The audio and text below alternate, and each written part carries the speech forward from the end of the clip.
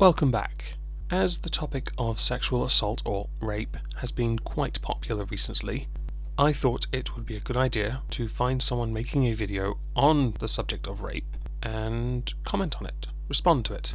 Basically what I normally do because I don't have an original thought in my head. I find it weird that rape is the only crime that people tend to get really skeptical about. Like, you could come up to someone and say that someone stole your car or vandalized your house or something, and they'd be like, oh no, that's awful, I'm sorry, are you okay? But go up to that same person and say that you were raped, and it's likely that their response will be more like, are you sure? Did you really fight it? Weren't you kind of asking for it? And this isn't okay. We have to believe survivors when they come forward with their stories. Oh, Justin. I have been wondering when you and I would cross paths. Okay. Let's break the... Oh. Okay. Well, I guess I'll... Hang on. Bitch! Make me a fucking sandwich. Make you a sandwich, Omegon? Yes, my lord.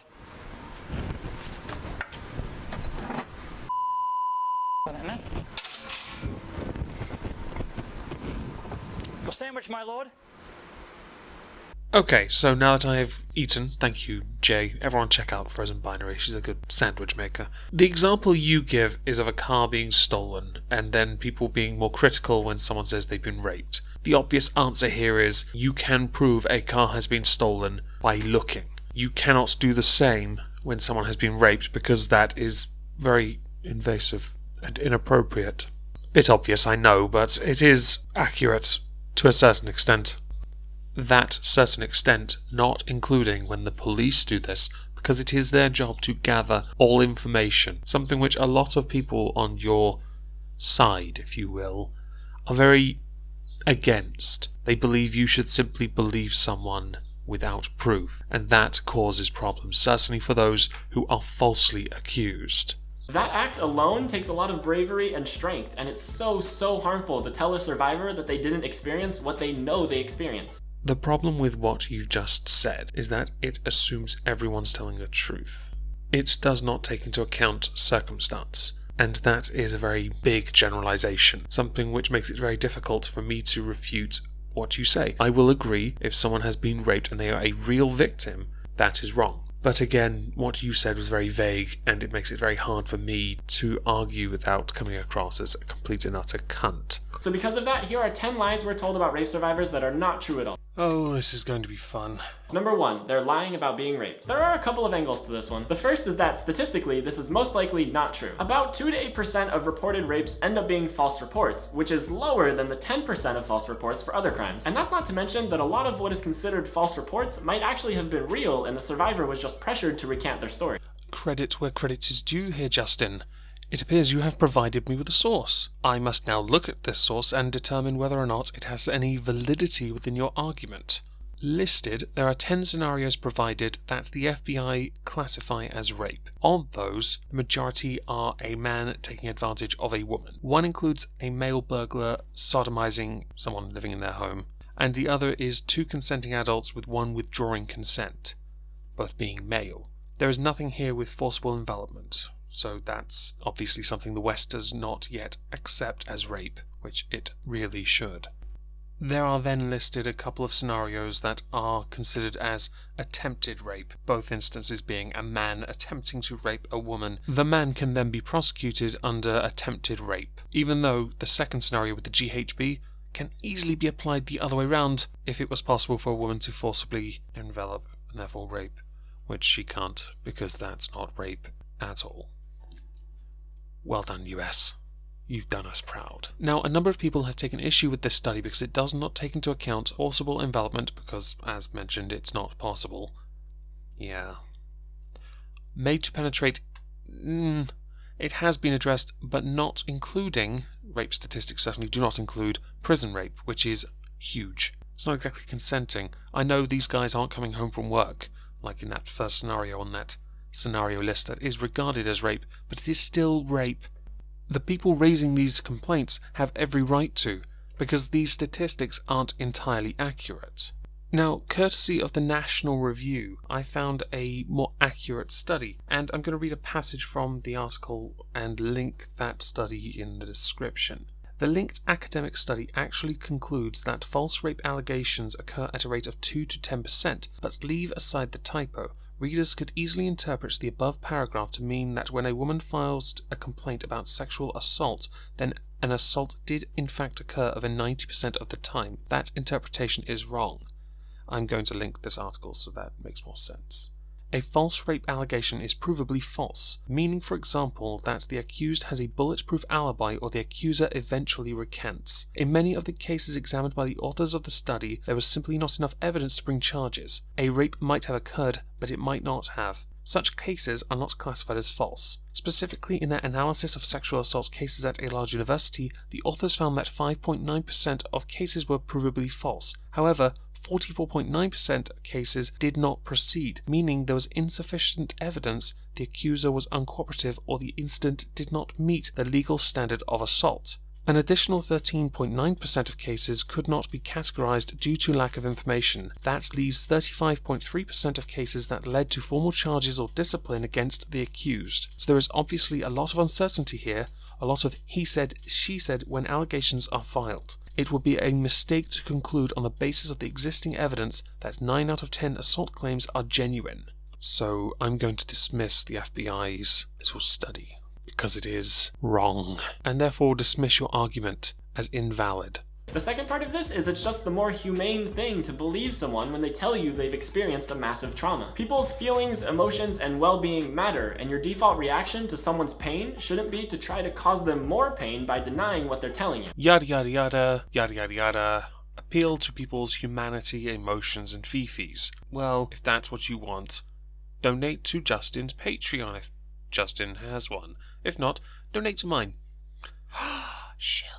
I do, before we continue with your other 9 points, 9 bloody points, I want to address your sources. You used an FBI statistic survey study that was rife with inaccuracy and you did not interpret it correctly. You also include the auto study, blah blah, for a small anecdote. Fine. The study you include for emotional trauma, it's not very good, and I've included something far better in the description. Your final one, Laci Greens, you must always believe the survivor. The only thing I remember about that video is that her comment section is filled with people saying, Laci Green raped me.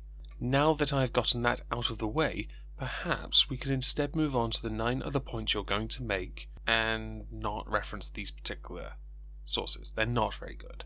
I know some feminists are now using sources to back up claims because citation needed pops up quite a bit. But these sources are inadequate, and quite frankly, you could have done better. Number 2, they didn't report to the police, so it can't be real. Okay, I do actually want to know what else you say to support this particular point, but you take so bloody long, I'm going to speed you up. Enjoy this. There are so many legitimate reasons a survivor might not report to the police. Some people don't realize until sometime afterward that what happened to them was rape. For example, if their partner is gaslighting them, that is making them question their own memory and experiences, they might be too unsure about it to report. Others know that they could report, but they choose not to because they're afraid of the negative reaction they'll get from the police. Because, let's face it, a police station isn't the most welcoming scenario to open up about something like that, and police officers are known for not knowing how to talk to survivors in a sensitive way. Or maybe they just knew what kind of negative attention it would garner if they did report to the police, and they were afraid that people weren't going to believe them. Or maybe they don't have enough evidence to convict someone in court, but they still know what happened to them. Going to the police is not the one true indicator of if someone was raped. Okay, so they don't report to the police, so it cannot be real. Your sub-points being someone questioning the experiences, and you call it gaslighting, so that the victim, potential victim, questions whether or not they have in fact been raped. This is one of those odd ones where there can be some validity to it, but it does not excuse why they don't go to the police. They should go anyway. The next you can equate to you insulting the police for not being able to do their damn job properly. You mentioned them not being very good at dealing with survivors. Their job is to deal with survivors. Their job is to recommend, to get the right therapist there to help get the evidence. You don't insult the occupation, the building, nothing like that. It doesn't work. The final piece you mention is the negative attention the survivor will receive, so they don't report it. Survivors, as you call them, get absolute anonymity unless they are prosecuted for lying. So that one is utter bull. What's your third point? Number 3, there are discrepancies in their story, so it can't be true. PTSD is a powerful, powerful thing and can really screw with your memory. After extremely traumatic events, it's incredibly common for survivors to misremember things. Telling a story different ways multiple times is not a good indicator of if their story is true or not. That is a perfectly natural response to trauma. This is why we have law enforcement. Their job is to gather information to support the initial statement. If there are problems with the statement or discrepancies, then they are investigated. Forensic science has gone so far that it is very hard to lie or mislead without the facts contradicting. Now, in the case of someone being so emotionally distressed that their story does not corroborate the evidence gathered by the police, I am not now dismissing those that do experience genuine trauma for what they have had to go through. But people lie. That is a fact. Statistics have already shown it. Percentages of people are lying, and why they are lying is very interesting. The fact is, police investigators have to prove someone's innocence or someone's guilt, and someone may be emotionally distressed, but a good support structure will help them to provide all the evidence that they can, which isn't just verbal. If you have been raped, since rape only really describes penetration, there's usually some kind of evidence, which is where forensics comes into it. Number 4, they could have said no or fought harder. A lot of survivors report freezing up completely when it happens, like physically not being able to move or fight off their attacker. Think of it like a deer in headlights scenario. Your body just locks up and doesn't know what to do. And consent isn't as simple as you can do whatever you want to someone until they say no. Consent needs to be given affirmatively and enthusiastically. The absence of a no is not a yes. What you have basically described there is fear. That's not a myth. Fear is a fact. And fear usually comes from how things are perpetuated, like, I don't know, rape culture. People are going to be afraid to walk down the street at night for fear of this rape culture we live in. This is not a lie. Fear is real.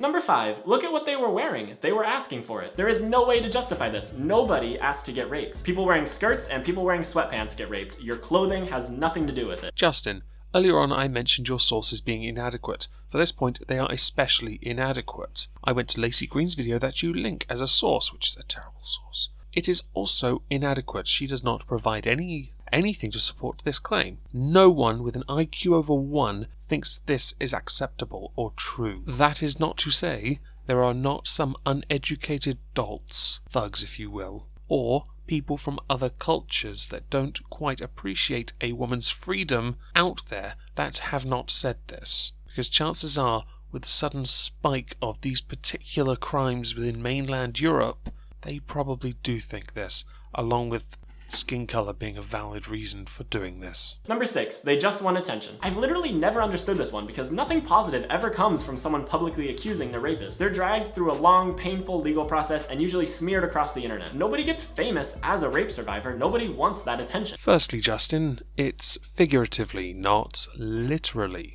I really wish you people knew this stuff. Next, there are some celebrities who have been coming out of the woodwork with the increasing number of accusations made towards Bill Cosby. Those celebrities are Z-listers, or Z-listers to my American viewers. Those then have become a little bit more relevant and have been going on to chat shows. You cannot tell me these people are doing it to put a guy in prison when they're getting paid to go on talk shows. It's kind of one of those curiosities about human nature, really, isn't it? Number 7, they're too fat or old or ugly to be raped. There's no one type of person who gets raped. Children, senior citizens, men, women, non-binary people, people of color, fat people, skinny people, disabled people, anyone can be raped. Rapists don't pick victims based on how attractive they think they are, because rape isn't about sexual pleasure, it's about power and domination. And besides, this kind of thinking is based on a very narrow view of what makes someone attractive. In reality, attractiveness is extremely subjective, and projecting your ideas of attractiveness onto someone else to validate if they were raped or not doesn't make any sense. This is not a myth at all. It's just something you've pulled out of your backside. As mentioned with earlier sources, you have nothing to support this. And you are right. Beauty is subjective. Beauty is in the eye of the beholder.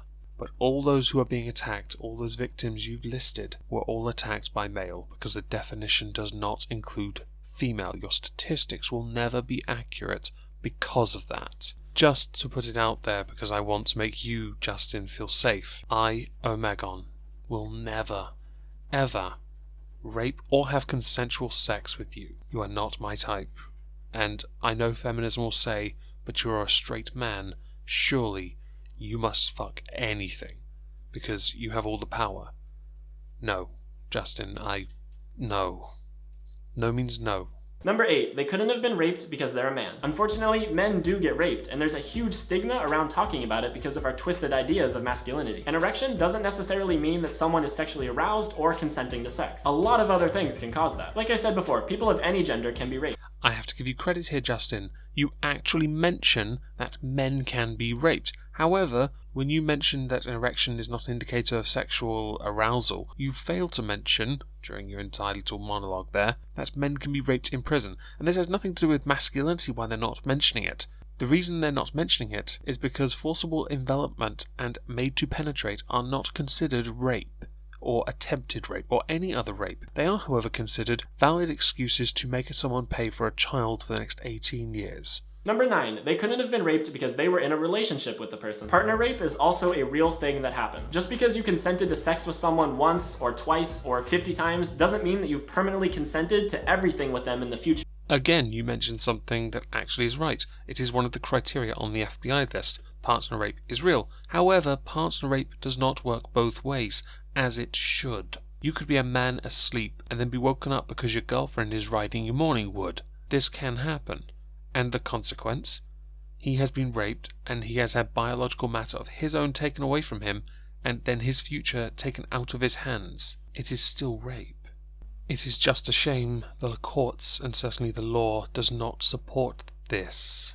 Number 10, their story can't be true because I know they're rapist and they're a nice person. The thing is, we have this myth about rapists that they're scary people with no friends who hide in bushes and attack people in alleys. But in reality, rapists are often very charismatic people with lots of friends. In fact, people are far more likely to be raped by an acquaintance, a friend, a partner, or a family member than a stranger. So those are the 10 lies we're told about rape survivors and why they're not true. Please believe survivors. We need to change the culture we live in to be one where survivors are respected and believed. Back to the original I wished you linked relevant sources. In this you could have linked rain.org and it would have held up to a certain degree. Then again, it doesn't take into account all unreported cases, does not take into account reports of rape on male by female. Now this also doesn't really work when you consider how Europe is changing.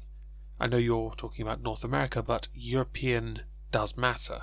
Certainly with Sweden now being the rape capital of the world, and I'm sure given enough time it'll also be the necrophilic capital of the world. The rapes that are being reported are not happening as frequently by acquaintances or family, but more by the ever-loving refugees. Sweden, you're so damn progressive that you're just allowing it to happen because you're so damn guilty. These statistics will start to change soon, and you will notice it in the next study they release that it is not so much going to be swinging that way. I'm glad that you did mention it because the statistics at this point, certainly on RAIN, back this up. But it is not truly representative of all rape victims because it doesn't take into account all different types of rape victim, and it does not take into account the current changes in climate and culture within Europe. I'm also not much of a fan that you mention this as a myth. Anyone, like I mentioned earlier, with an IQ over 1 could easily look this up. I did because you didn't provide the evidence. This is not a myth. It is fact, but this fact will start to change to include new cultures that are less tolerant of ours. Thank you all for listening.